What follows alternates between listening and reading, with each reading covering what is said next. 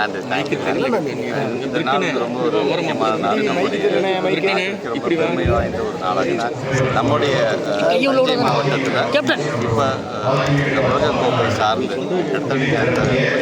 பார்க்கும்பொழுது கிட்டத்தட்ட 24 நாடுகள் உலகக்கோப்பைன்னு சாதாரண விஷயம் இல்லை. ஒரு ஆட்சி மாற்றம் ஏற்பட்ட பிறகு வெரி ஃபர்ஸ்ட் டைம் ஏஷியன் லெவலில் நம்ம வந்து ஒரு ஹாக்கி போட்டி நம்ம அனுபவ துணை முதலமைச்சர் பொதுவாக பார்த்தீங்கன்னா ஒடிசா மாநிலத்தில் அது நடக்கும். ஆனால் இங்கேருந்து ஒடிசாவுக்கு போய் அங்கே பேசி அவங்கள கன்வின்ஸ் பண்ணி இந்த விட நாங்கள் தமிழ்நாட்டில் நடத்தி காட்டுறேன்ட்டு ஏஷியன் கப்பை நம்ம நடத்தி காமிச்சிட்டோம்.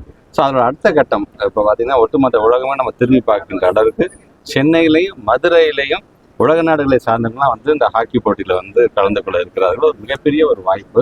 ஒட்டுமொத்த உலக பார்வை நம்முடைய தமிழ்நாட்டின் மீது, தமிழ்நாட்டுக்கு பெருமை என்று சொன்னால் ஒட்டுமொத்த இந்தியாவுக்கே பெருமை தருகின்ற ஒரு நிகழ்வை நாம் நடத்த இருக்கின்றோம். அதில் ஒரு பகுதியாக இந்த டிராஃபி, உலகக்கோப்பைக்கான டிராஃபி ஒவ்வொரு மாவட்டமாக நம்முடைய மாண்பு துணை முதலமைச்சர் சென்னையில் ஆரம்பிக்கப்பட்டு ஒவ்வொரு மாவட்டமாக இன்னைக்கு வந்து தஞ்சை, அரியலூர், பெரம்பலூர், திருச்சி என்று செல்ல இருக்குது. நிறைவாக நம்முடைய மாண்பு துணை முதலமைச்சருடைய கரங்களுக்கு இது செல்லவிருக்கின்றது. ஸோ அது இந்த 28ஆம் தேதியிலேருந்து அடுத்த மாதம் 10ஆம் தேதி வரைக்கும் கிட்டத்தட்ட 72 மேட்சஸ் நடக்க போகுது. 41 மேட்ச் சென்னையிலும், 31 மேட்ச் வந்து மதுரையிலும் நடக்க இருக்கின்றது. ஃபைனல்ஸில் நம்முடைய மாண்பு தமிழ்நாட்டு முதலமைச்சர் கலந்து கொண்டு பரிசுகளை வழங்குகிறார்.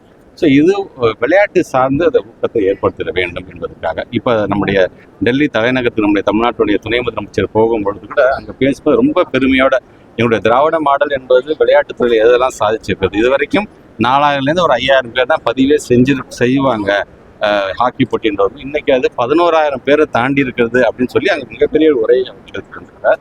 தலைநகரத்துக்கு சென்றது ஒரு பெருமை. ஒட்டுமொத்தமாக இந்தியாவினுடைய விளையாட்டு தலைநகரமாக தமிழ்நாட்டை மாற்றிக்கொண்டிருப்பது இன்னொரு பெருமையாக அதை நாம் பார்க்கின்றோம். அந்த முழு கிரெடிட்டும் நம்முடைய மாண்பு முதலமைச்சருக்கும் நம்முடைய துணை முதலமைச்சரும் சேரும் என்று எனக்கு தெரிஞ்சு. மழைக்காலம் தொடங்கியிருக்கு. பள்ளி பொதுவாகவே வந்து ஒரு மழைக்காலம் என்று சொன்னால் நான் ஏற்கனவே சொன்னதுதான். நாம் வந்து எந்தெந்த விஷயத்துல ஜாக்கிரதையாக இருக்குன்னு எங்கிட்ட ஒரு செக்லிஸ்டே நம்ம கொடுத்துருவோம். அதனால சமீபத்தில் நடந்த 10th வந்து 12th தேதியை நான் அறிவிக்கும் பொழுது கூட சிஓஸ் மீட்டிங்கில் வந்து ஸ்பெசிஃபிக்காக இதையும் நாங்கள் சொல்லியிருக்கோம். மழைக்காலம் என்று வரும்பொழுது எந்தெந்த விஷயத்தில் நம்ம ஜாக்கிரதையாக இருக்கணும். உதாரணத்துக்கு தண்ணி தேங்கக்கூடாது. தண்ணி தேங்குதுன்னு சொன்னால் பக்கத்தில் கிராமத்தில் ரூரல் டிபார்ட்மெண்ட்டில் பிடிஓ ஆஃபீஸ் மூலமாக மோட்டர் வச்சு தண்ணியை வெளியில் எடுக்கணும். எங்கேயாச்சும் கிணறுகள் சரியாக மூடப்படாமல் இருந்தால் முறையாக அது மூடப்பட்டிருக்க வேண்டும் என்று சொல்லியிருக்கிறோம்.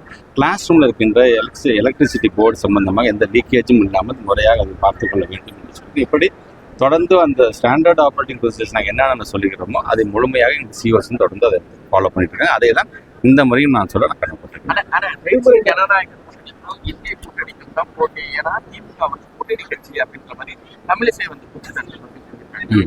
இல்லை கூட்டணி எல்லாமே கூட்டணி தானே. இதில் சரி நான் எங்களை பொறுத்த வரைக்கும் ஆரம்பத்துலேருந்து கிட்டத்தட்ட 10 வருஷமாக தமிழ்நாட்டு முதலமைச்சர் ஒன்றே ஒன்று தான்.